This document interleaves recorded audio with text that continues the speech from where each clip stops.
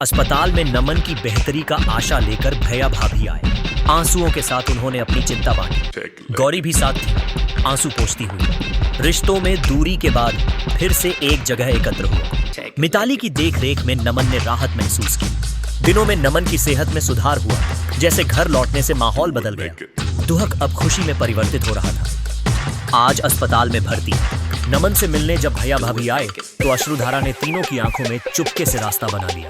कोई कुछ बोल नहीं रहा था, बस सभी धीरे से अपनी आंखों के पोर पहुंचते जा रहे थे। तभी नमन की पत्नी गौरी आ गई।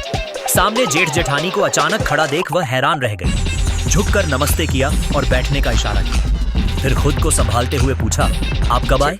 किसने बताया कि ये? तुम नहीं बताओगे तो क्या खून के रिश्ते खत्म हो जाएंगे? जेठानी मिताली ने शिकायती सुर में कहा, कब से तबीयत खराब है नमन भैया की?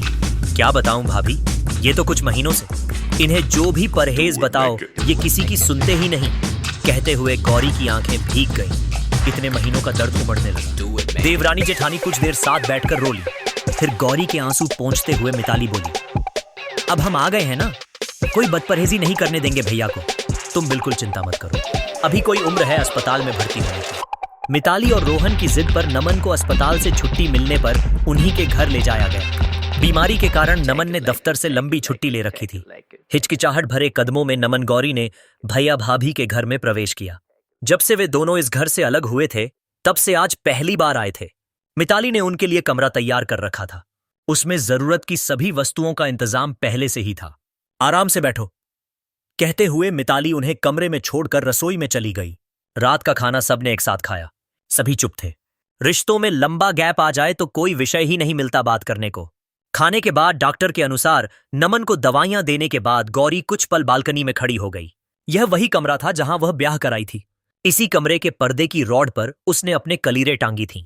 नवविवाहिता गौरी इसी कमरे की ड्रेसिंग टेबल के शीशे पर बिंदियों से अपना और नमन का नाम सजाती थी। मिताली ने उसका पूरे प्यार मनुहार से अपने घर में स्वागत किया था। शुरू में वह उससे कोई काम नहीं करवाती। यही दिन है, मौज करो, कहती रहती। शादीशुदा जीवन का आनंद गौरी को इसी घर में मिला। जब से अलग हुए तब से नमन की तबीयत खराब रहने लगी और आज हालत इतनी बिगड़ चुकी है कि नमन ठीक से चल फिर भी नहीं पाता है। यह सब सोचते हुए गौरी की आंखों से फिर एक धारा बह निकली। तभी कमरे के दरवाजे पर दस्तक हुई। दरवाजे पर मिताली थी। लो, दूध पी लो।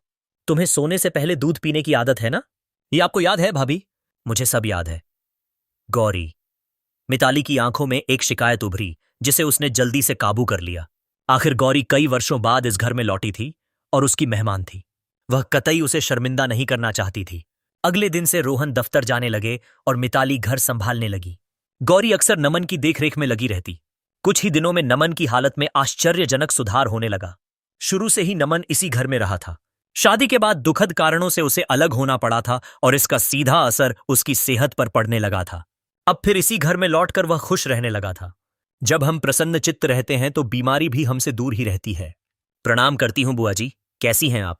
कई दिनों में याद किया, अब की बार कैसी रही आपकी यात्रा? मिताली फोन पर रोहन की बुआ से बात कर रही थी। बुआ जी इस घर की सबसे बड़ी थीं। उनका आना जाना अक्सर लगा रहता था। तभी गौरी का वहां आना हुआ और उसने मिताली से कुछ पूछा। पीछे यह गौरी की आवाज है ना? गौरी की आवाज बुआ जी ने सुन ली। जी बुआ जी, वह नमन की तबीयत ठीक नहीं है तो यहां ले आए हैं। मिताली बेटा, ऐसा काम तू ही कर सकती है, तेरा ही दिल इतना बड़ा हो सकता है। मुझे तो अब भी गौरी की बात याद आती है तो दिल मुंह को आने लगता है। छी, मैं तुझसे बस इतना ही कहूंगी कि थोड़ा सावधान रहना। बुआ जी की बात सुन मिताली ने हामी भरी। उनकी बात सुनकर पुरानी कड़वी बातें याद आते ही मिताली का मुंह कसैला हो गया।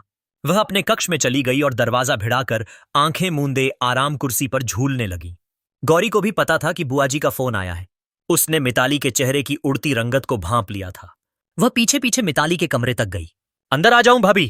कमरे का दरवाजा खटखटाते हुए गौरी ने पूछा। हां, संक्षिप्त सा उत्तर दिया मिताली ने।